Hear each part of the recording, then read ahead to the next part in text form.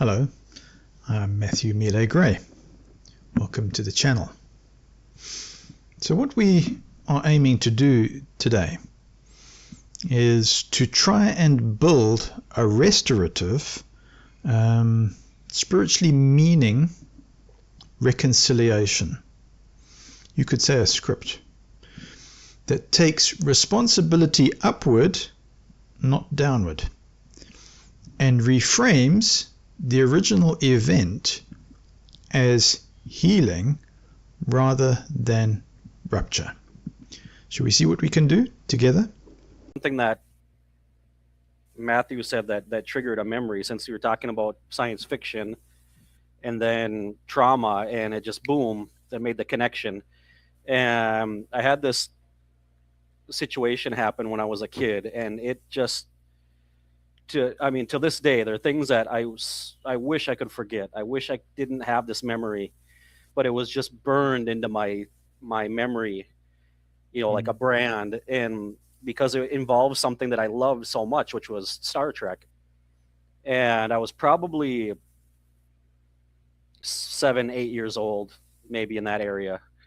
And we had a circuit overseer that came to our congregation, and to his credit, he was a nice guy. It was a couple, a married couple. He was a very nice guy, but this one thing just traumatized me, and trust issues big time. So I found out that he liked Star Trek. And when I found that out, it was just like, oh my God, I touched heaven. It was a circuit overseer.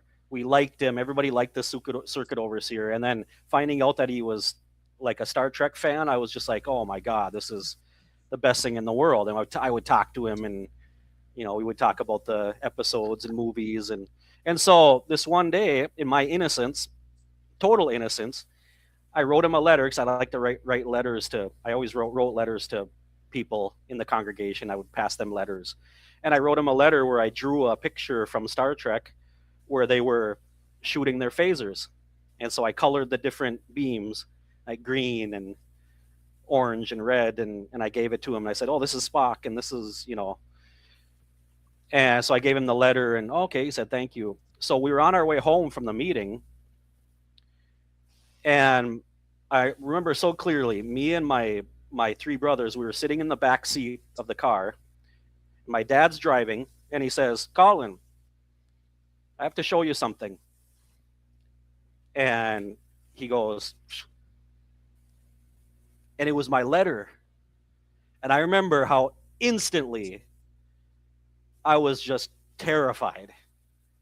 Like terrified, because I had no idea, how did my dad get that letter? I had no clue what was going on. I was completely confused. Completely. I didn't know what was going on. And he said, this was given to the circuit overseer. And he handed it back to me, and I opened it up, and it was my letter that I gave him. And he said, circuit overseer gave this to me, and he told me to tell you this is too violent. And he said, you're never giving anything to the circuit overseer again until you show me first. And I was just like shaking. I was in shock. And the only thing I remember, of course, when you're 7, 8 years old, you don't understand what the emotion is. At that moment, I was probably in my 30s until I understood what I was feeling at that moment, and it was betrayal. Correct. Yeah. I felt so betrayed and hurt, and I was just like, excuse my language, but I was fucking 7 years old. Who betrayed you there, Colin? Well, it was the overseer. Who else betrayed you? Well, I don't know. Did you say my dad too, because right. I thought that he should have said, like, dude, he's a 7-year-old kid. So what should the circuit overseer have done? So I've got some information prepared.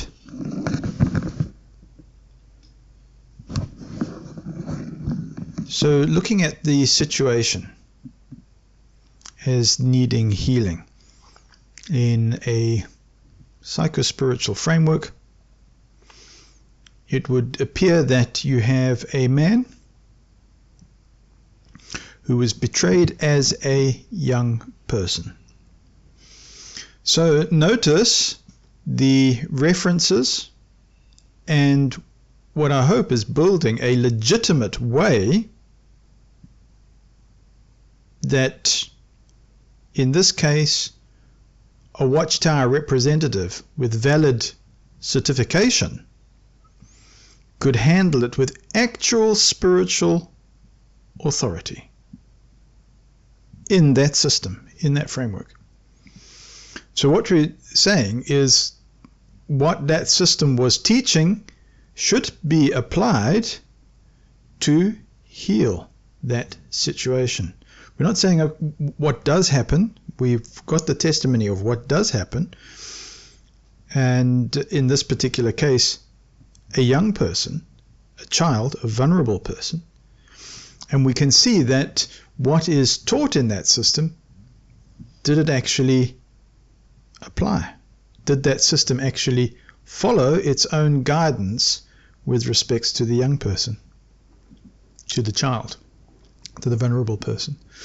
Or did it overstep because it didn't know what to do? Okay, so let's see if we can just look at it, and as we go through this information, see if there is a path that can come out of this that would be the right way in principle, the right way it was supposed to have happened. So it might mean some nuances. It might mean somebody who's very familiar with that particular system, because there is full psychospiritual weight that has occurred here. There is a betrayal, a sense of betrayal that has come from that experience, and that has been identified not by the person who went through that, but by somebody who was trained in that system. And of course this applies to many that perhaps tune into this channel, and so it provides a good training scenario, a good message that could go towards persons in this particular religion, in the Jehovah's Witness system, in the Watchtower system. So let's see what can be built to apply the right kind of ethics, the right kind of principles that you could say the front face says doesn't happen, or doesn't reach a threshold of abuse towards the vulnerable, of abuse towards children or to developing minds. So I'm going to propose in this working thesis and this working examination and proposal that this is ethical from the perspective that under current laws and socially accepted values, we've seen all the way up to Supreme Court levels and beyond. Yes, there might be some grammatical jargon errors or some kind of imperfections in framing this, but the core path, I'd like to believe, is valid in a JW framework. So I was trained as a Watchtower representative of New York and Pennsylvania for Jehovah's Witnesses. That's acknowledged, it's on the record, there is certification, and I was assigned accordingly, which means that JW used me in this capacity. The only time that you could say that this came into some strange, ambiguous question was as I have described on the channel. I've been able to talk about my own experience, but that experience also helps for framing this particular situation. So yes, you could say elders in a congregation, they don't normally have a certificate. Excuse me, they don't normally have authorization to represent Watchtower Bible Tract Society of Pennsylvania and New York. In my case, in the local congregation, it looks like key persons did also have a certificate of representing Watchtower and Bible Tract Society of New York and Pennsylvania. Very interesting. But I would like to say that in my case, you don't necessarily hold that certificate and say, well, I have authority. You always go and say, well, as a representative, what does that organization say should be done? So in my particular case, I go towards oversight, leadership, be it circuit overseer level, or failing that, branch committee level after exploring with service desk, and failing that, appeal to governing body to look into that. That's part of the training. If they have now said, well, we entrust you to be a holder of this certificate as a representative of Watchtower Bible and Tract Society, Pennsylvania and New York, wherever we assign you on the planet. All right, so yeah, I'm, according to that certificate, an ordained minister that's qualified for educational activity and service as a representative of the Watchtower Bible and Tract Society of New York Incorporated and its Pennsylvania Corporation. So you could say this establishes a historical standing within the Jehovah's Witness organizational framework at the time, and until we are shown that that was withdrawn. And if that was withdrawn, by whom? Who withdrew that? Anyway, I'd like to believe, based upon the interactions that I'm getting from Jehovah's Witnesses, from the branch, that there is a fracture that's going on, because I've received communication from the organization as an elder. As incredible as this may seem, this is my current status. Because the organization doesn't provide exclusive material for the eyes of elders, it doesn't do that unless it recognizes that, oh, we are dealing with an elder. But of course, I do know that there is a fracture situation, and I do realize why this is happening, because in my particular case, there is this issue of a potential liability that hasn't been resolved properly. It hasn't. So I'd like to say that this is a work in progress. It's not like I'm in any doubts as to why this has happened. It's typical of many institutions, not just Jehovah's Witnesses, but with religion, is an interesting thing, because there is this idea of freedom of worship, which introduces a new kind of problem, especially if you have cliques that are formed that are trying to protect their own authority, or believe that they have got a special way of protecting their own. That means that they are untouchable when it comes to law and principle. Then you've got a real problem, because if it's shielding itself with its international legal body, and it's trying to shield itself on the basis of freedom of worship, well, what about a legitimate person who is endeavoring to follow the rules from the governing body or from the branch and has it all in writing? How is that person protected? So we see that there is this imbalance that occurs. And of course, now in the open circle, we have a situation that was reported openly, and it is about Colin Zafke. So I want to talk about healing this situation. If there's a way to heal, and we feel that this can be healed correctly, well, by all means, please mention in the comments, or please mention in the next open circle. You're very welcome to contribute. But this is the motive that's there, not to embarrass anybody, but it is in the open circle, and it's out in the city gates. So let's see if we can heal a 7-year-old child. Colin isn't a 7-year-old child. He's a grown man, and a very experienced one at that. And somebody who's seeking to, I can say from my experience, to try and heal a lousy situation, just like I am. In fact, this is what has brought us together. So we might not necessarily agree on this or that, but we might have differing ideas of spirituality, just like many other persons, and be at different developmental stages of spiritual growth or development or understanding or comprehension. But what we're trying to do, I believe, is more united than different. We're more united in ethics and trying to heal what looks to be a spiritually abusive situation. So this is, I hope, framing this correctly. Is there a way to heal the 7-year-old child in this particular case? Imagine this happening today. Yes, we've got a Colin who's got life experience, who's reporting this. But let's take this example as a 7-year-old child today in this kind of system. How would we protect this child? How would we give this child the best kind of situation? So that's what we're talking about here.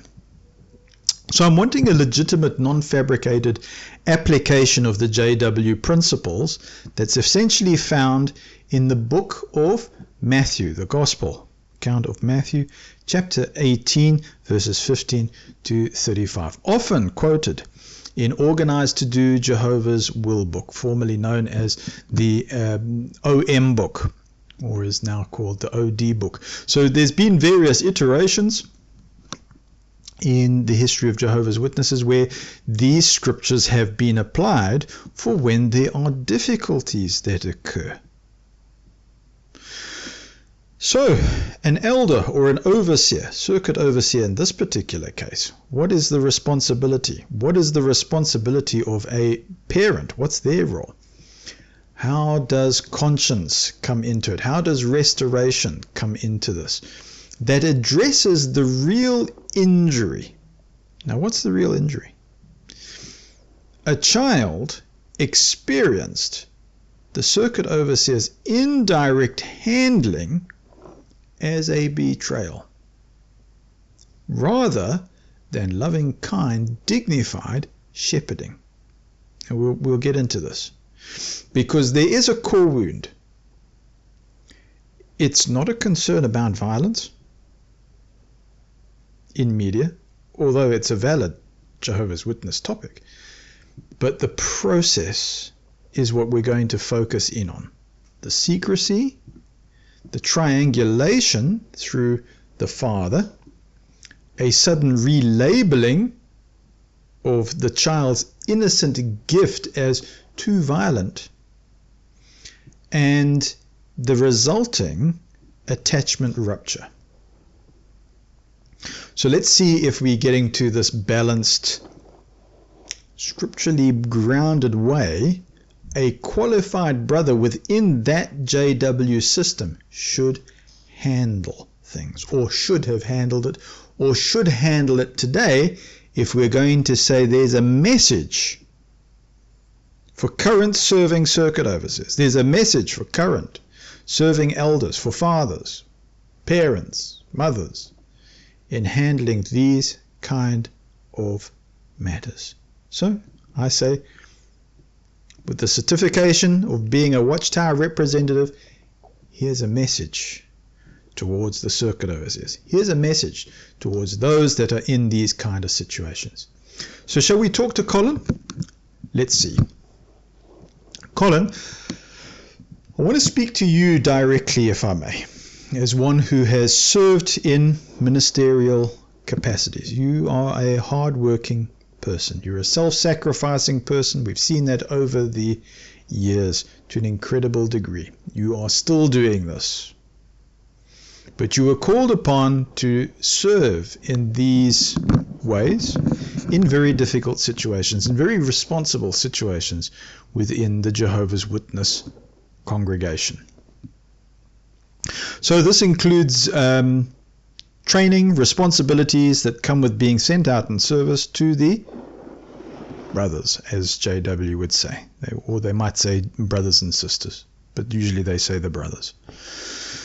So, with a certificate from the Gilead umbrella, or you say the Ministerial Training School, that comes from JW, we can say that this reflects a background of qualification. This is a very legalistic organization, and it's very concerned about what it puts in print. So let's use this, because now we're saying here's a need, and we'd like to believe it's for good. It's for education, and it's for representative work. And we'd like to say for upholding perfect law principle in the best way possible. That's the idea on the surface. So, Colin, what happened to you as a young boy, as a child, 7 or 8 years of age? So with this circuit overseer and your drawing of Star Trek, it left a deep mark. You mentioned you felt betrayed. So that feeling was real. And it deserves honest acknowledgement rather than dismissal. So I'm going to answer from the JW framework. Let's do this. So the scriptures in that framework show that shepherds are to deal with the flock in a way that builds trust, not breaks it. So there's a couple of scriptures here that we can use, and I'm just going to quote the references at this stage. 1 Peter chapter 5, verses 2 to 3. The next scripture is Hebrews chapter 13, verse 17. Now, why am I mentioning this? Because when correction is needed, especially with a child, the pattern in Matthew chapter 18, 15, I say all the way up to 35, calls for directness and kindness first. Now you'll see in the more modern publications, they actually say that the first step there in the Matthew 18, 15 process, 15 to 35 process, is to repeatedly go to somebody, not just once. It used to be just once, but it's actually repeated efforts that they have emphasized. You can check this. But the fact is, it calls for directness and kindness first. Not escalating through intermediaries before the person involved even knows there is an issue. Does it matter that it's a 7-year-old child? Yes, it does. How young can children be before they are baptized as Jehovah's Witnesses? How young? What age? So I want to say a 7-year-old child expressing joy through a drawing of something that he loves, and that the circuit overseer himself had shown interest in, you could say as a bonding point, a point of familiarity. It should have been met with gentle, face-to-face guidance, not a sudden report back through his father that shocked and shamed him. So the handling created the very opposite of the good news, you could say, in that framework that we are to proclaim. So instead of feeling protected and understood, Colin, and you can correct me, you felt judged in secret and stripped of trust. So that's not how the law of the Christ operates. And again, I'm going to bring in a reference. Galatians chapter 6, verse 2. Or the spirit of Philippians chapter 2, verses 3 to 4. It is meant to operate in a very different way. So for the pain and the lasting effects this caused you, I am sorry. Because in the JW framework, not only am I a representative of Watchtower and Bible Tract Society, but a circuit overseer stands before the anointed, who are represented by the governing body, the faithful and discreet slave. It used to be that all the anointed were the faithful and discreet slave, and that would have applied at that time.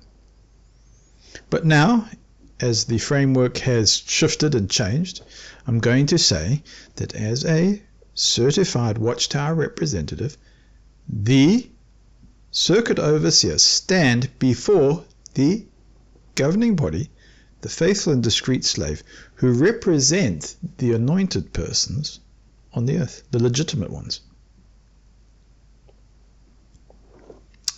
So the organization was dealing with me in that way. They were assigning me memorial talks in that way as a representative of Watchtower and Bible and Tract Society of New York and Pennsylvania. It's on the record. So it's not my authority that I'm necessarily overemphasizing, although it is something, if you want to dot all the I's, cross all the T's, and say, well, let's be as exacting as we can for this legalistic structure, which we have often seen. Okay, well, that's where we're coming from. I am sorry. I take responsibility for what the circuit overseer did. Now I'll tell you how responsibility is going to be taken. Not just sorry, but I mean commensurate works. I'm going to say, here is a message to circuit overseers. Here is the training to circuit overseers that you could say was necessary, that should have applied. And that's how taking responsibility should work, to see, oh, this is what happened. Let's make the correction now. So I'm taking responsibility for how something that was exercised in ways that wounded rather than healed occurred. So here's the better way it could have gone and should go now and in the future. You could say healing the past right now. So let's do a kind of reenactment. Here's the circuit overseer. Maybe I'll play that role. And we're at a meeting. Hey Colin, how are you? You alright? Hello brother Zafki, the father.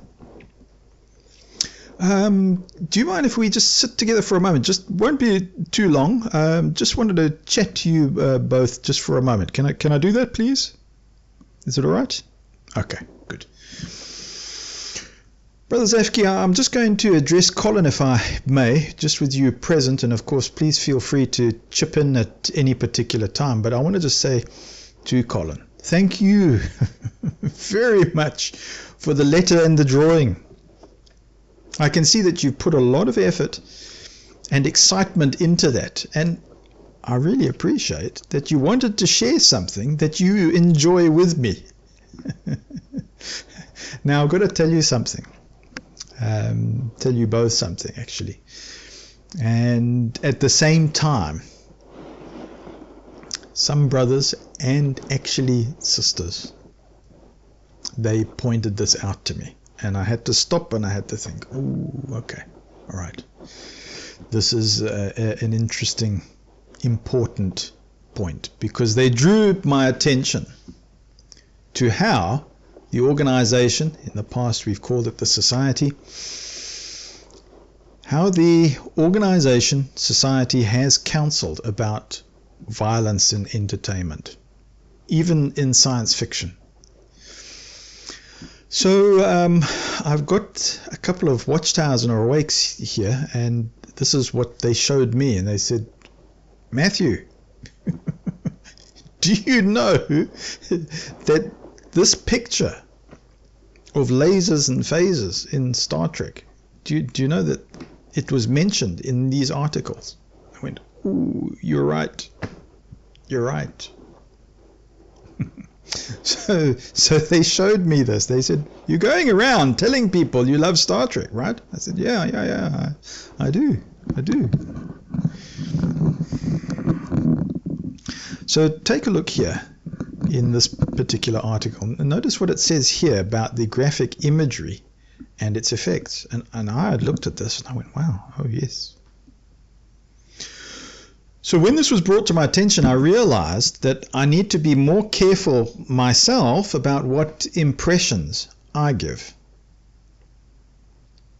Since I mentioned enjoying Star Trek. What do you think, Colin? How do you feel when you see those kinds of scenes when you look at this article? It's actually mentioned it, eh? So how do you feel with those kind of scenes now that we see that this has been printed in the actual magazines? I don't know, Brother Zafki, Father, have anything to say about that, you know? You see, I believe that your dad and I want to help you make decisions that please Jehovah, not crush what makes you happy.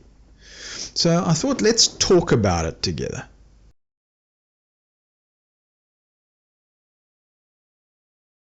Note the circuit overseer would have sought efficiency first. His concerns may have been primarily directed to a father who may not heed a PG rating system. Romans 13, 1 and 2. Let every person be in subjection to the superior authorities, for there is no authority except by God. The existing authorities stand placed in their relative positions by God. Therefore, whoever opposes the authority has taken a stand against the arrangement of God. Those who have taken a stand against it will bring judgment against themselves. Note, example, in America there was no legal penalty for allowing a child to see a PG film without parental supervision in 1984. MPAA film ratings are and always have been purely voluntary guidelines created by the film industry. Because they are not government laws, it is not illegal to break them. However, see more detailed rating system gain support, Chicago Tribune, published July 1st, 1988 at 1 a.m. CDT, quote, a new Colorado law makes it a misdemeanor to rent or sell to minors video titles whose sole purpose is to depict repeated acts of actual violence.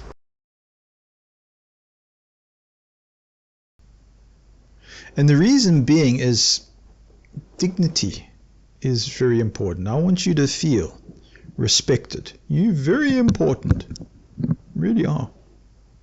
Important, no doubt, to your dad. You're very important to me, and you're important to Jehovah and Jesus Christ. Really are. So I just thought that we could keep this transparent and out in the open, and just to involve your dad here. I didn't want to surprise you or shock you. How do you feel? Do you feel all right? You think I've got a fair point here? Do you think it's important, this? Because, yeah, I know that I got caught out with this. I really did. What do you think?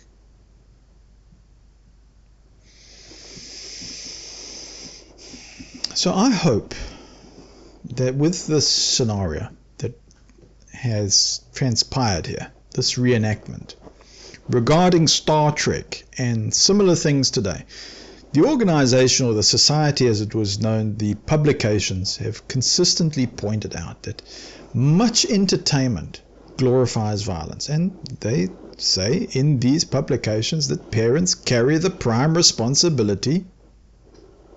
Here it is in the Awake articles. Here it is in the Watchtower. Note, which is why when elders overstepped in their overstating corporal punishment, which is child abuse under South African law and many jurisdictions, and is not supported by Jehovah's Witnesses' top governing body authority, their response should have been corrective, not combative. This is why weaponized retaliatory shunning and removal when it happens behind closed doors by those who created the problem is a conflict of interests and is unethical, especially in the JW framework as it stands now. Some lessons in seeking help. 1. Do not allow isolation by a leader who is avoiding correction and is seeking to control the narrative. Example, he leads the investigation of himself. 2. Document and keep record of happenings so every matter may be established in this legal framework. 3. Involve third-party witnesses and evidence. Errors and omissions accepted.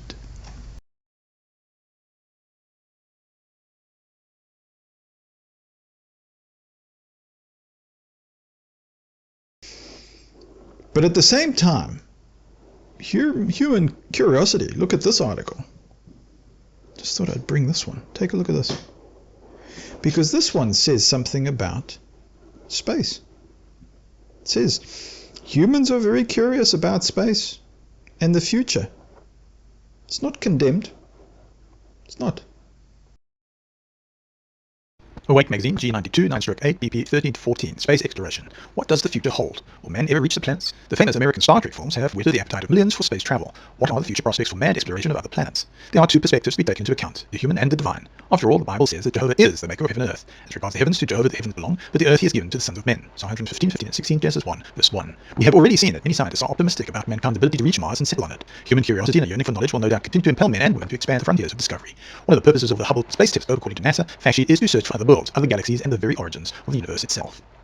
NASA also states the outlook for space activities in the 21st century is exciting and challenging. We can envision such important achievements as industries operating in orbit, moon bases, and manned expeditions to Mars. Now that the space frontier has been crossed, there is no turning back. What can be said from a biblical viewpoint? True, man was told by God to multiply and fill the earth, Genesis 1, verse 28. At the same time, he was given intelligence and an insatiable desire to know more about his context, including the biosphere, the stratosphere, and beyond. That context includes our tiny solar system and the stars beyond. Thus, King David was inspired to write some 3,000 years ago, "When I see your heavens, the works of your fingers, the moon and the stars that you have prepared, what is mortal man, that you keep him in mind, and the son of earthly man, that you take care of him?" Psalm 8, 3 and 4.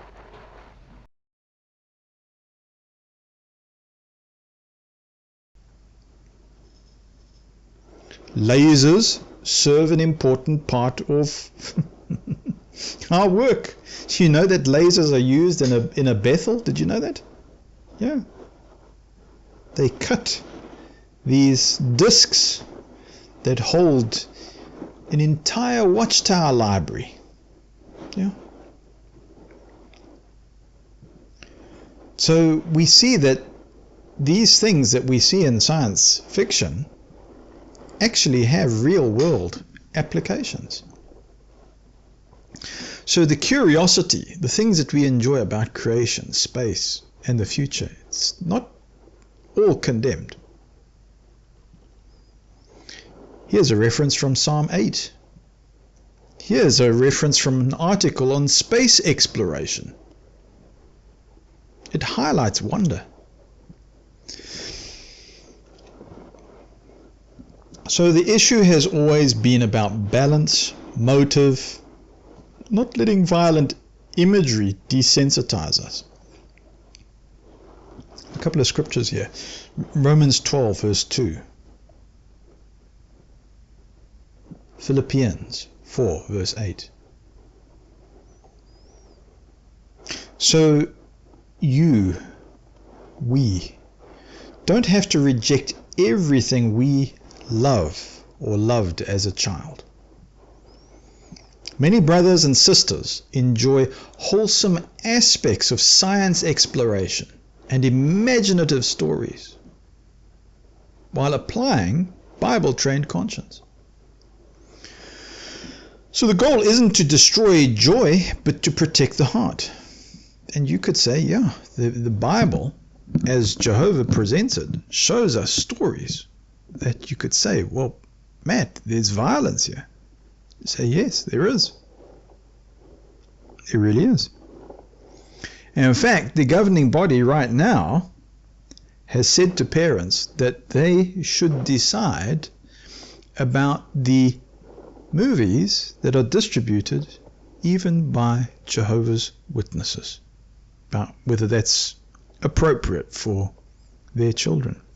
So, Brother Zafki, I hope that this is in a balanced spirit, that it's coming through in that particular way. I just thought to give you some opportunity just to hear that and to make some sort of comments.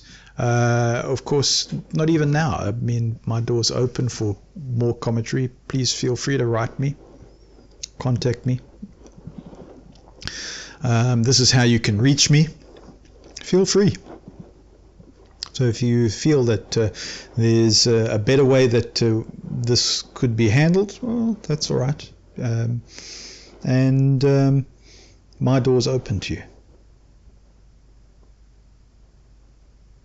I also want to say something to Colin here. I want to say, using one's imagination is a gift. So Colin, Jehovah sees the real you. He sees the real me. He sees the boy who wanted to share something good. He sees the man that you are now. And he's the God of all comfort. 2 Corinthians chapter 1 verses 3 to 4. So the betrayal that you felt doesn't define your standing before him. I hope that this honest, candid look at what happened can bring some measure of healing and release from the old wound. And just as I say in this scenario, if you ever want to talk about it, I'm very willing for you to talk about it. But of course you may have resolved it. But this is for, as we said in the outset, for persons to benefit, for us to get to a better place together. Because this open circle isn't just our immediate company. This open circle is at the city gates. And it's being observed. Because this is the media which we're using. So I'm hoping that in this framing, it stays inside JW theology and organizational self-understanding, while still validating the psychological injury and calling for better shepherding. That's the idea. So I'm hoping to use an actual qualification without exaggerating, without overstepping and say we're just acting here, we're just pretending. No. This is a real psycho-spiritual application of principles. It's a calling for better shepherding among the community. It has fought for the freedom of worship. Society says that's the right. Society says, oh, we will even subsidize those religions.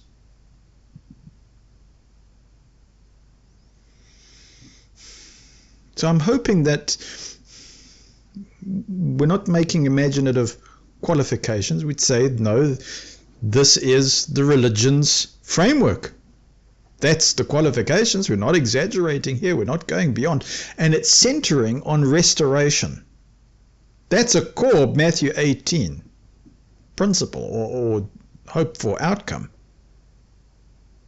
So it avoids the institutional defensiveness and the anti-JW rhetoric, which puts up the firewalls. It says, oh, we don't want to listen to this. Apostates just want to do what's bad. No. No. Sometimes the dissent is from persons who are saying, why didn't the proper way happen?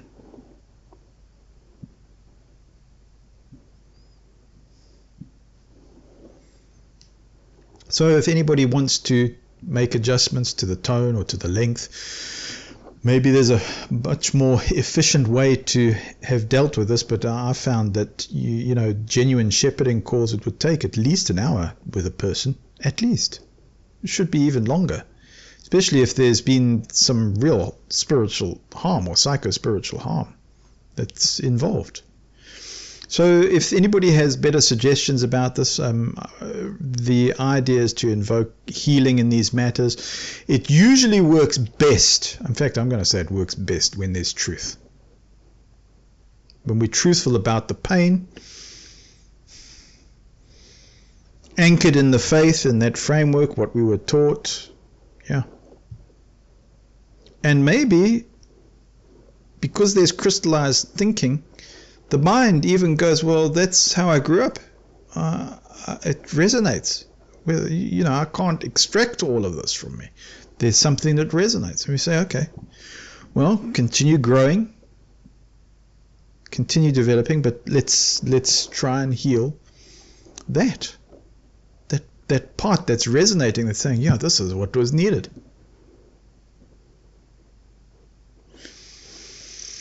So I'm going to say thank you very much for listening. We're going to list some of the JW references here that are contained here, since we're going, let's say, by the book, and in that framework, the biblical magazine references. I'm going to try and just make it sequential so that persons can peruse it. So here's a list of all the JW, Jehovah's Witnesses, Watchtower related references, the biblical and the magazine publications that appeared in the healing response that's been proposed here in the reflection of the open circle. Here they are. Let's just go through them.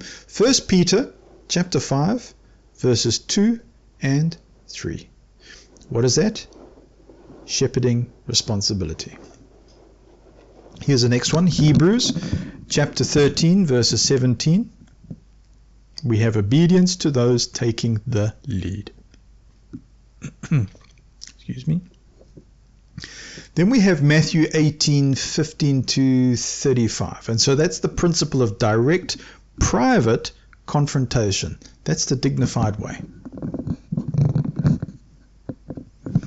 Then we move on to Galatians chapter 6 verses 2. Carry the burdens of one another. That's the law of Christ. Next reference, Philippians 2, 3 to 4.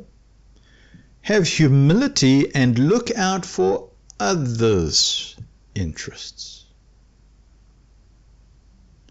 Romans chapter 12 verses 2.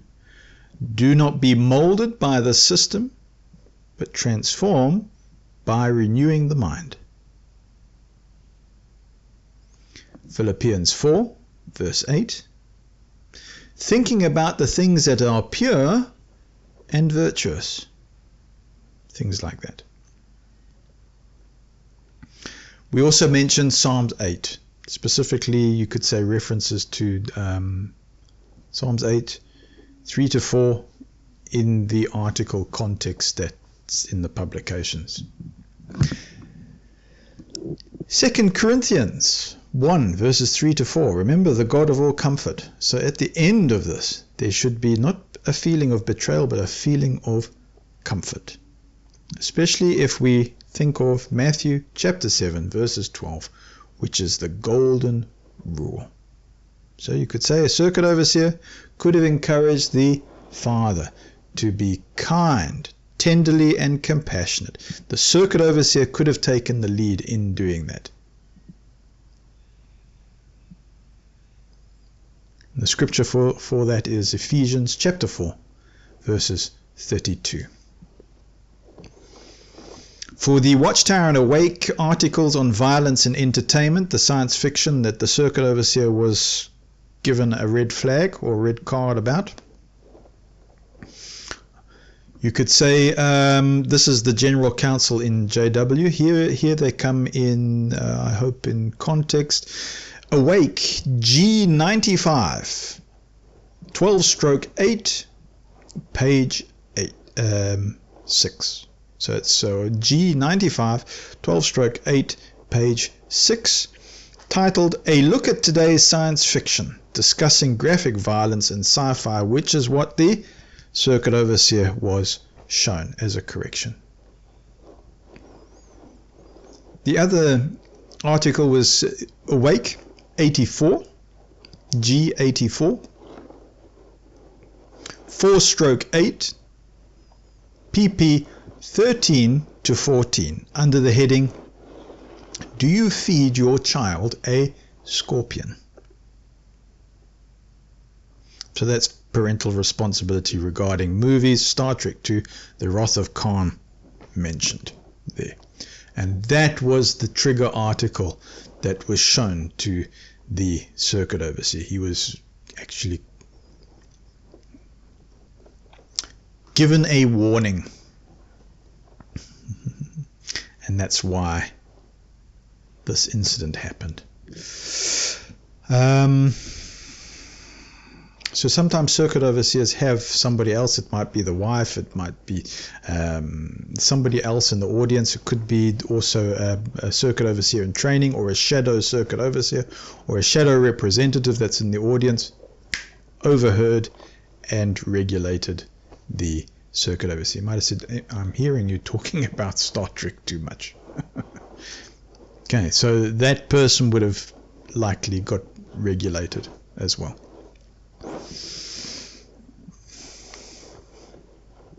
The other article is also Awake 1992, 9/8, pp 13 to 14. Here's the positive side. Okay, it's the upbeat discussion. Space explorations, what does the future hold?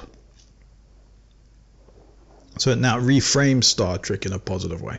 It reframes space travel, Hubble, Psalms 8, all of that in a more upbeat way.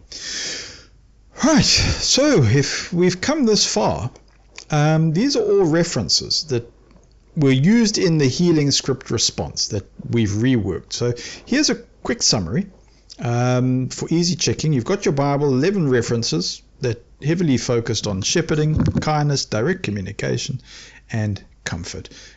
Publications, there's about 3 specific ones in Awake, G or GA, that's the magazine citations, and then you've got what's it, a general reference to the Society or Organizational Council on Entertainment.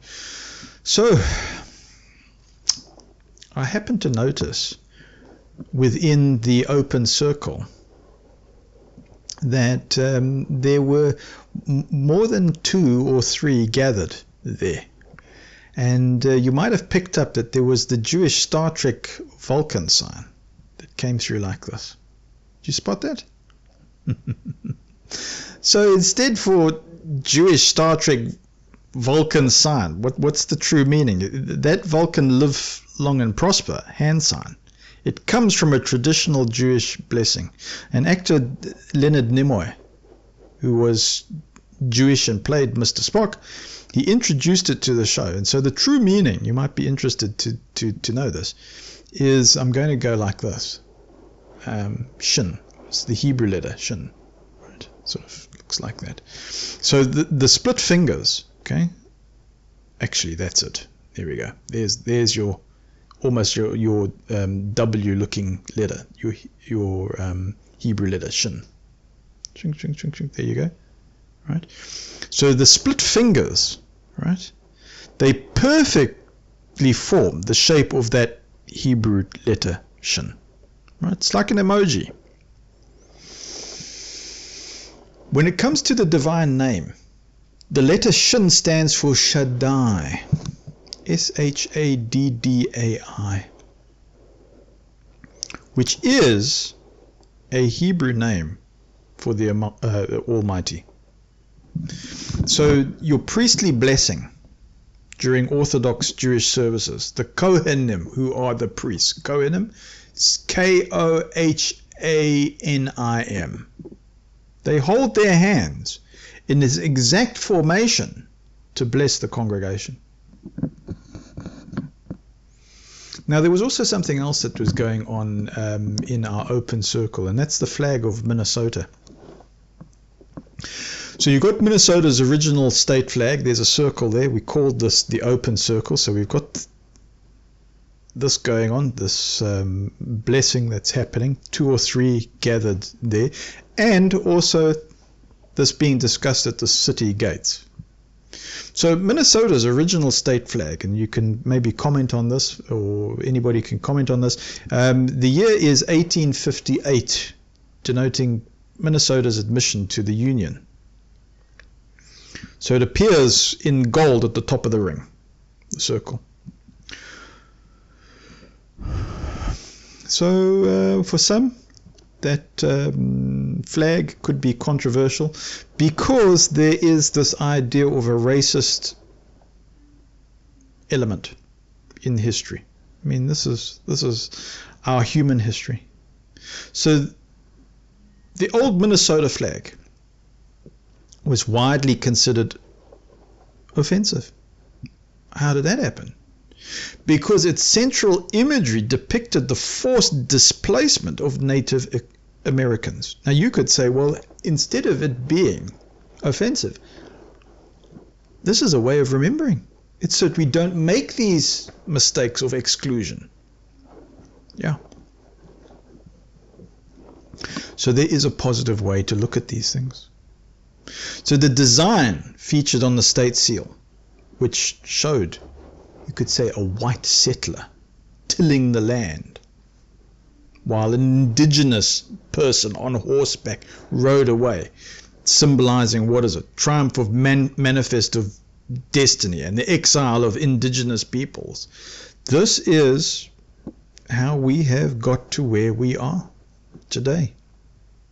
So yes, there's criticism. There's been heavy criticism by Native American tribes, historians, civic leaders.